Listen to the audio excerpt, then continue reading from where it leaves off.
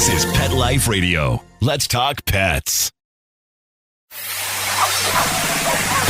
It's Oh Behave with Arden Moore, the show that teaches you how to have harmony in the household with your pets.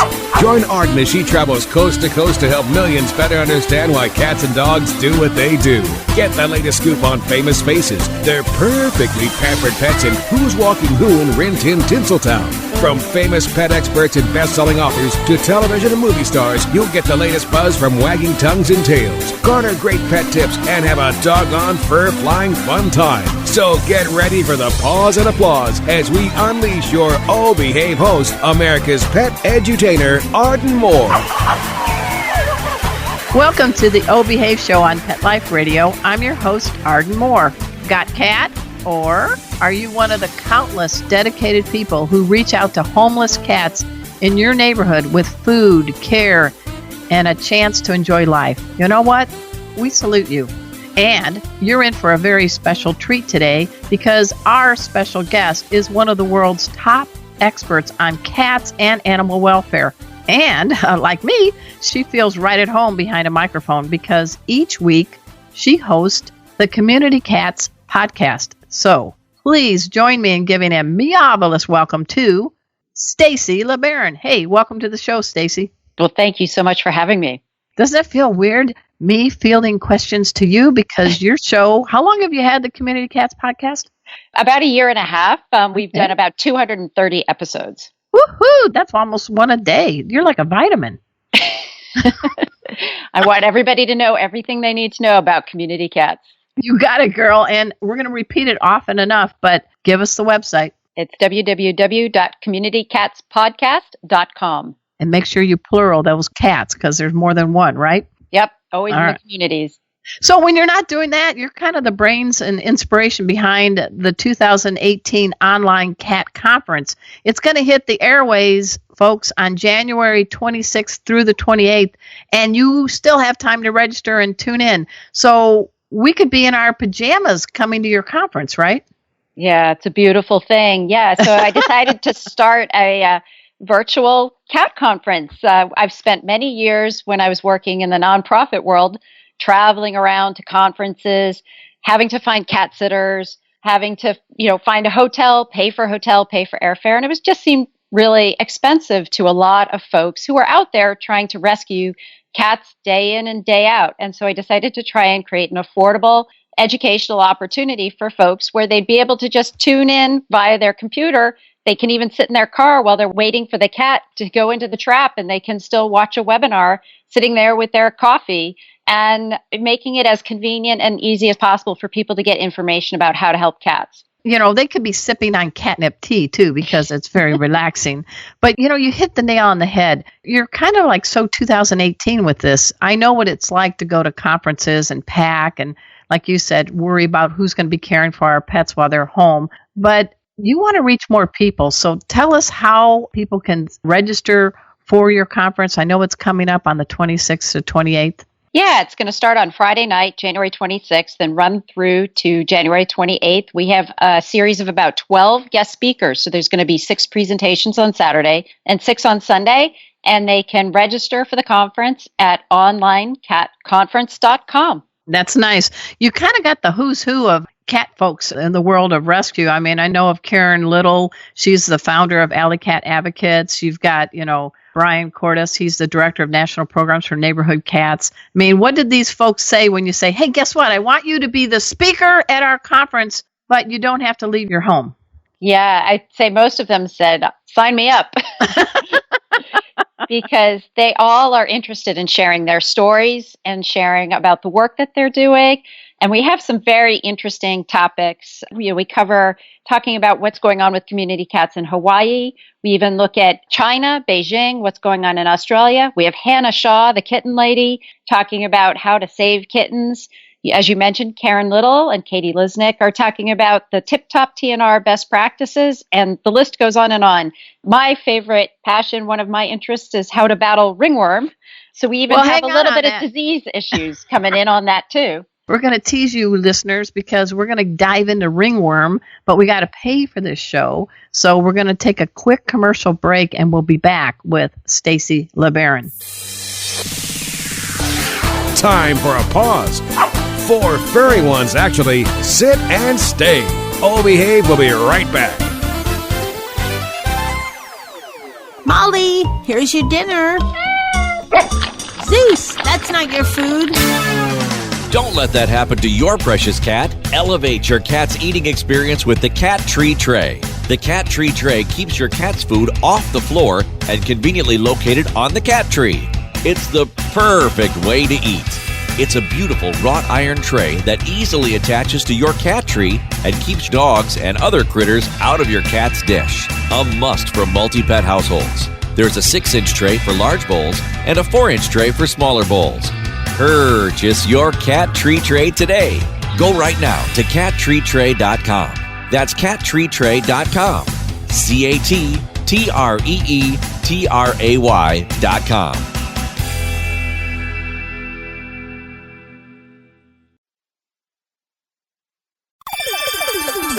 Let's Talk Pets on PetLifeRadio.com. Oh Behave is back with more tail-wagging ways to achieve harmony in the household with your pets. Now back to your fetching host, America's pet edutainer, Arden Moore. Welcome back to the Oh Behave Show on Pet Life Radio. I'm your host, Arden Moore. As I mentioned, our special guest today is a champion for cats. All cats, but also dogs and other animals in need. I mean, when I look at your resume, Stacy, oh my gosh, it's great. You spent many years as president of the Merrimack River Feline Rescue Society. That's in Massachusetts. And you're also on the board of the committee of the Shelter Medicine group at Tufts University. Not too shabby.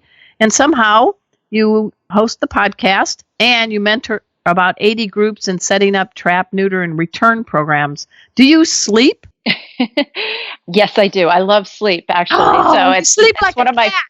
one of my favorite things. Yes, and my cats do often join me. Hooch and Misha, they join me quite frequently with my electric blanket up here in Vermont. But That's chilly. it was a tremendous experience that I had, and I learned so much over the years. And my objective is to try and share that experience with folks all around the world and in the country, in the United States. Well, let's get right to it because for many, many years, people referred to the cats that are out in the neighborhood that just seemed like, I don't really want you to touch me, as feral cats.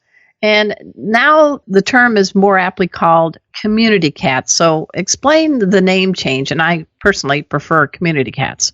Yeah, so when we were talking about feral cats back in the 90s, it really didn't categorize all of our outdoor kitties. It only categorized the ones that were really born in the wild. That's the specific definition of feral. Well, a lot of people have indoor-outdoor cats. A lot of community cats are fed by 5 or 6 neighbors in the neighborhood, and they're not necessarily owned by one particular family, but they are loved by everyone in the neighborhood. And so that's been one of our focuses in trying to shift the language to community cats. In my world, any cat that has 4 paws on the asphalt and is not spayed or neutered can contribute to cat overpopulation. So do I care if it's a scaredy cat? Do I care if it's a friendly cat? Not really. What I do care is whether or not it's spayed or neutered. That is spot on, so well defined. I like that. I mean, I live in Dallas and I just got married a few months ago.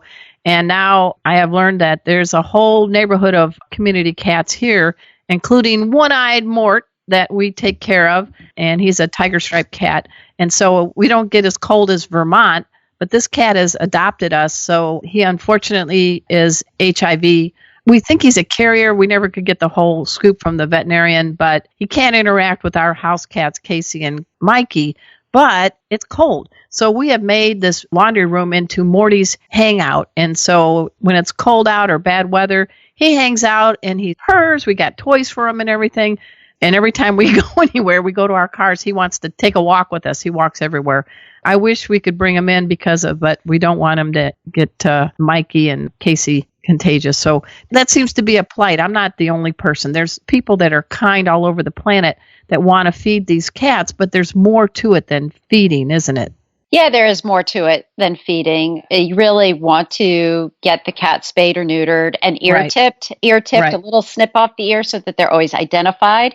as being sterilized. So if an animal control officer comes along, they know that somebody is feeding that cat, caring for the cat, and knows that that cat's not going to contribute to the overpopulation situation in the community. Where I worked in the Newburyport area in Massachusetts, we started out with 300 cats on the Newburyport waterfront. And by the early 2000s, we had no cats on the waterfront. Wow. So really, you can, through an aggressive community-oriented program, you can practically eliminate your community cats, in the area. And it all starts with spaying and neutering. And I always say it starts with Adam and Eve. I mean, that's how it all goes. Yeah, darn those guys. And, when I started a Catmobile, which was a mobile spay-neuter clinic for cats, I said that if Adam and Eve do get abandoned, I want to make sure that they're spayed and neutered before that happens. Oh my gosh, I could just see you wheeling around. Did you ever get a ticket going too fast? Yes. While you were in hot pursuit? Sorry. I wasn't driving, but Oh. yeah, the Catmobile has probably got some tickets, and it's hit a couple of the McDonald's overpass and the drive-through. Oh, and yeah, that kind of too tall. But it's Yeah. a pretty cool vehicle, and the two vehicles together, we have two Catmobiles. They've assisted over 70,000 cats since 2008. Oh, amen to you on that. Pause up. I mean, move over, Batmobile. You got the Catmobile. I think that's much better, don't you think? I agree. We've had it in parades and everything. It's a really fun thing. You're just going to have to park it, though, no more drive-throughs. Yeah. Yeah. Drive-throughs and low bridges are not good for us. No. But with the cats, and you made a key thing. That's what Morty is got his ear tipped, and Mikey is one of those kitties that we were able to bring in, and he's got an ear tip. So people need to know. I know it's silly, but it's not painful. They're under anesthesia, but this is like the calling card mark, don't you think? Oh, yes, it's definitely the main way to be able to identify cats. We now have microchipping too. Right. And the microchipping has a great benefit because it then gives the cat a unique number and it can tie it to its rabies vaccination. So if it does get picked up with any sort of a wound, then you can trace its rabies vaccination to make sure that it's current on that and it won't have to do a long isolation period. In some states, there are long isolation periods with regards to that. And an ear tip's not going to say, hey, I was vaccinated on June 3rd, Exactly. 2003 or whatever, but it will tell you it is spayed or neutered. Spaying and neutering is really the most important thing you can do to help reduce disease, population. It's a no-brainer. Resources should all be dumped that way. I like that. Now, in addition to that, sometimes people like to leave overfilled bowls on their porches for cats. What's the good and bad of that? Well, obviously, the biggest challenge with feeding cats in our communities is that you end up not only feeding the cats, but you have the opportunity to feed many other animals in your community. So we try and recommend that you feed only in designated periods of time and try and train your cats to come to a set period of time in either the morning and in the evening. Right.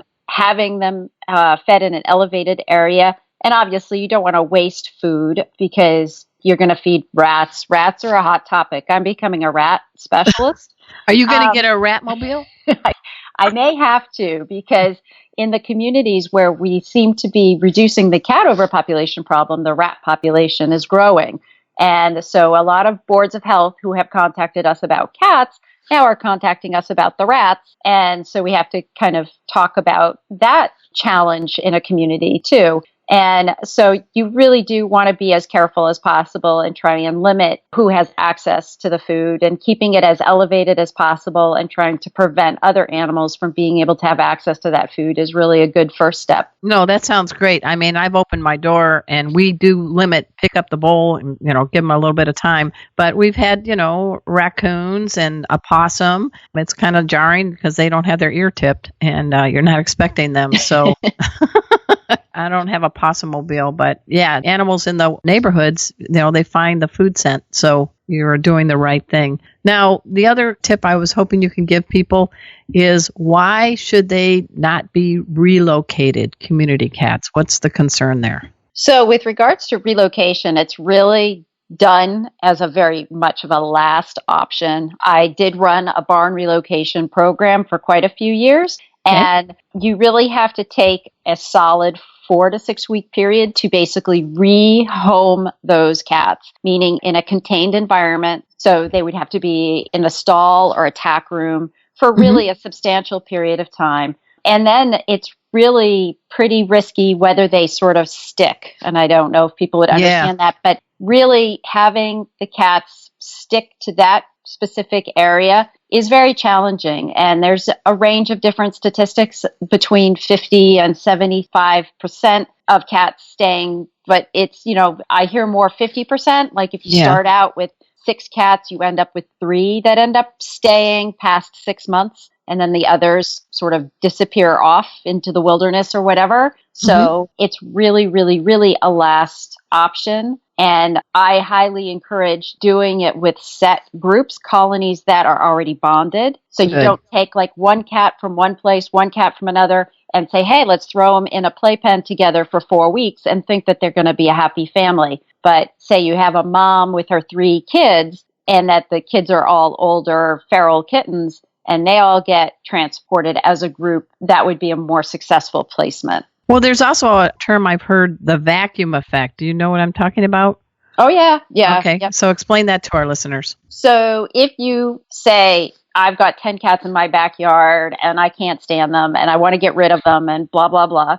So you've got that scenario. That person traps those 10 cats and they go wherever they go. And then inevitably, 10 to 15 more cats will show up who are not spayed and neutered, who are much more obnoxious and probably do much more damage in your backyard because you have then opened up an opportunity for cats that are in other neighboring areas to move into that section where there are available food sources. Even if you're not feeding those cats, they're getting food from somewhere in that general area. So they're getting it from a neighbor, they're getting it from a dumpster somewhere, and they're going to move in. And so the vacuum effect is sort of this leveling off of things. And even Mother Nature really works to fight that vacuum effect. When we were getting near the end of our time with, we only had a few cats that we still hadn't trapped in the Newburyport waterfront. When we had pregnant cats and they had their kittens, we were having litters of 9 to 11 kittens because Mother Nature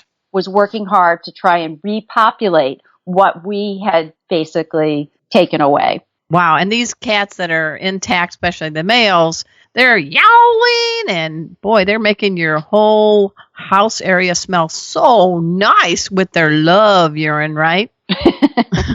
Yeah, it really is unfortunate. Anyone who has been around an unneutered male cat, yes, they have great cheeks. But other than that, we really don't need them doing what they do. That's right. So on that note, we're going to take a quick commercial break. We've just talked about pee, which is one of my favorite topics. But seriously, we're going to find out some more things on how you can help community cats and perhaps stay in your pajamas and attend the online cat convention that Stacy LeBaron is the brains behind right after this commercial break. So sit and stay. We'll be right back.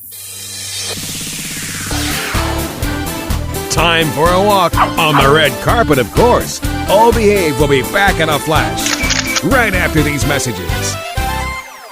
Does your dog itch, scratch, stink, or shed like crazy? Come to Dynavite for help. Order a 90-day supply of Dynavite. Pick up 2 bottles of Lico Chops, get the 3rd bottle free. New improved Lico Chops with omega-6, omega-3, vitamin E, and now 6 extra direct-fed microbials. Even better for the digestive tract and immune system. And dogs love it. Try Lico Chops. Buy 2, get 1 free. This is Henry Lukasevic for Dynavite. DINOVITE.com.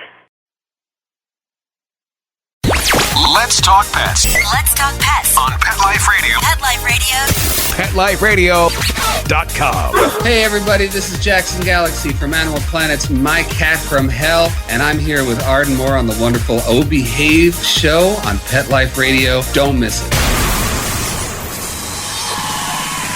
We're back from the lot. Just checked the paper and we had a record showing at the box. The letterbox, that is. Now back to Oh Behave. Here's Arden.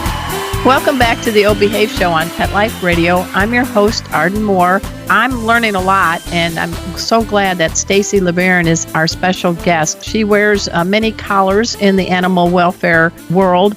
She is the creator, and I want you guys to dash over to this. It's called the Online Cat Conference. It's January 26th, 27th, and 28th. And you just go to learn more about it. Go to her podcast, which is communitycatspodcast.com.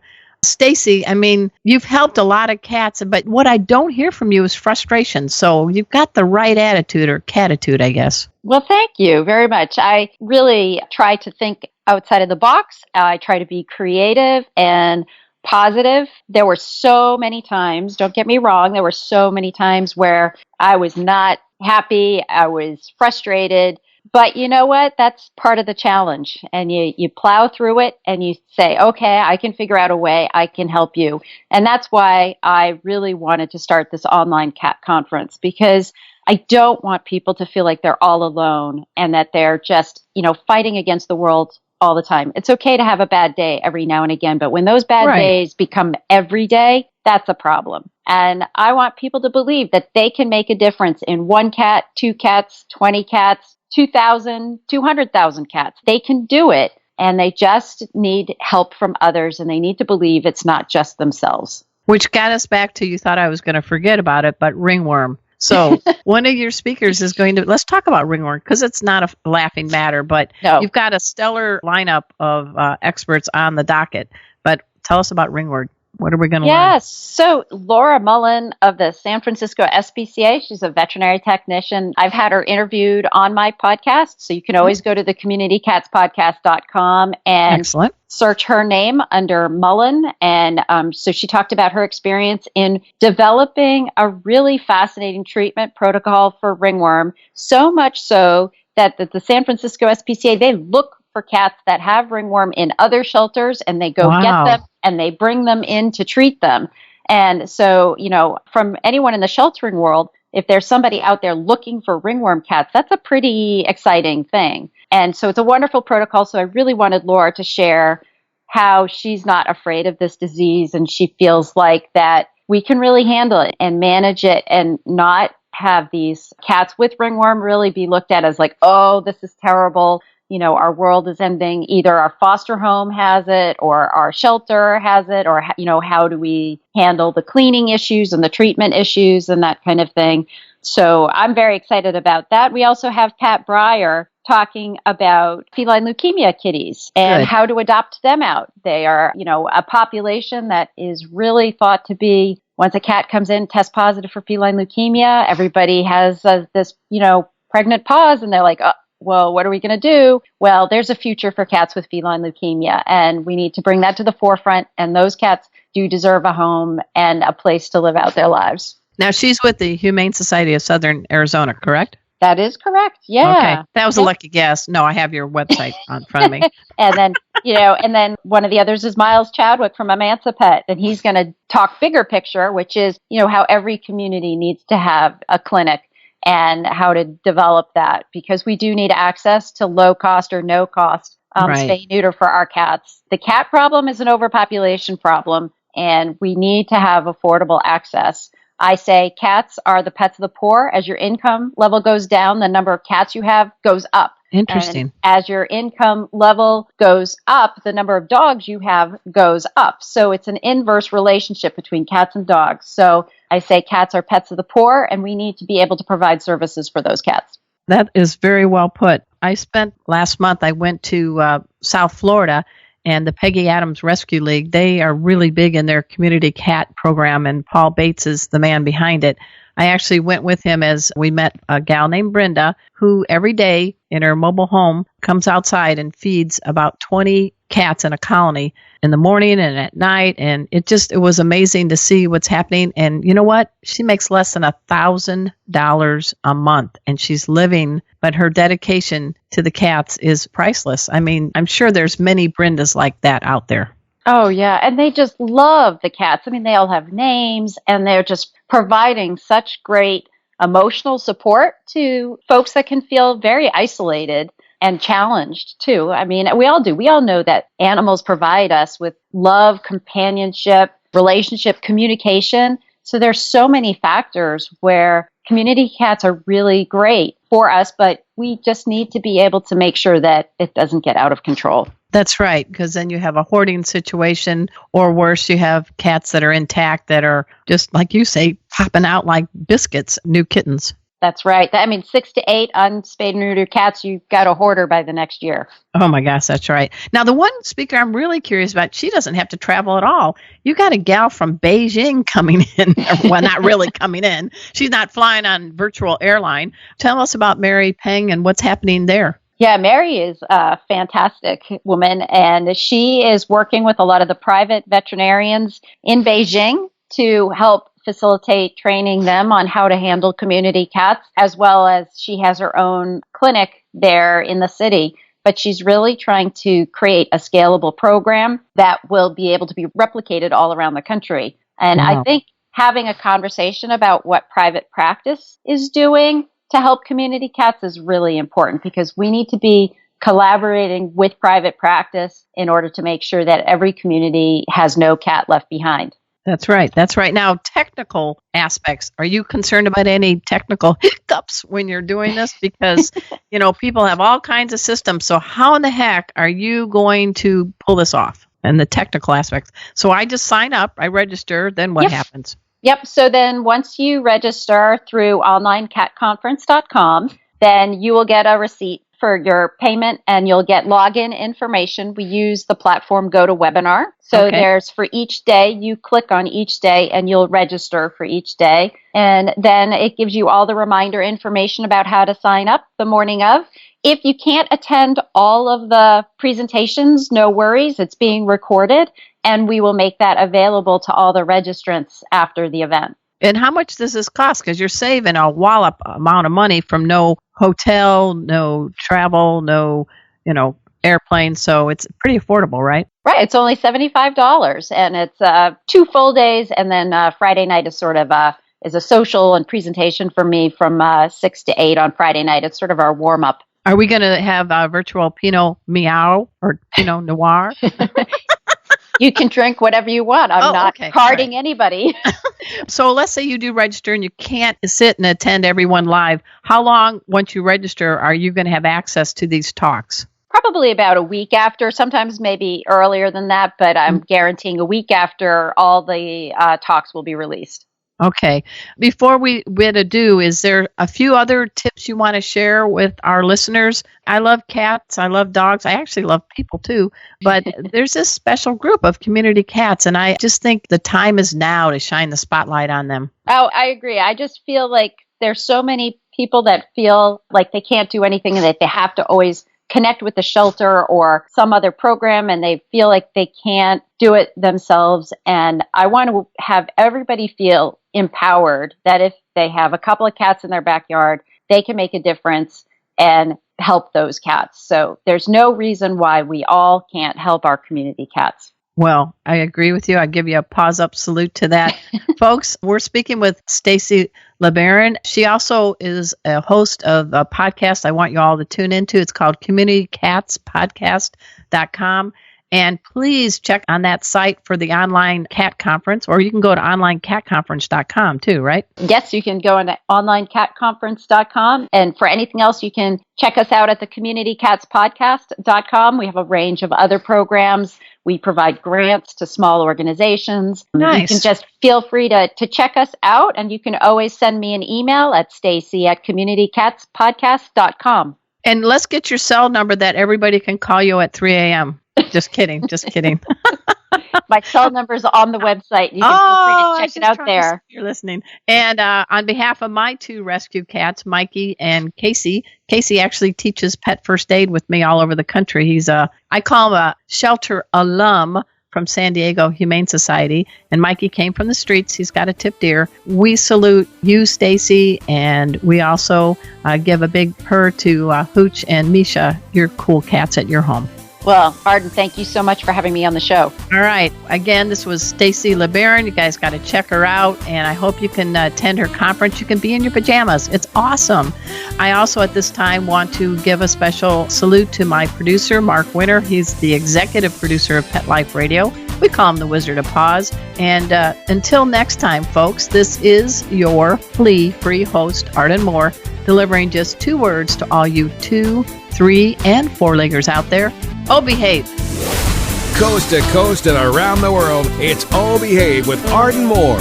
Find out why cats and dogs do the things they do and get the latest buzz from wagging tongues and tails in Rin Tin Tinseltown. From famous pet experts and best-selling authors to television and movie stars, you'll get great tail-wagging pet tips and have a fur-flying fun time. All Behave with America's pet edutainer, Arden Moore. Every week on demand, only on PetLifeRadio.com.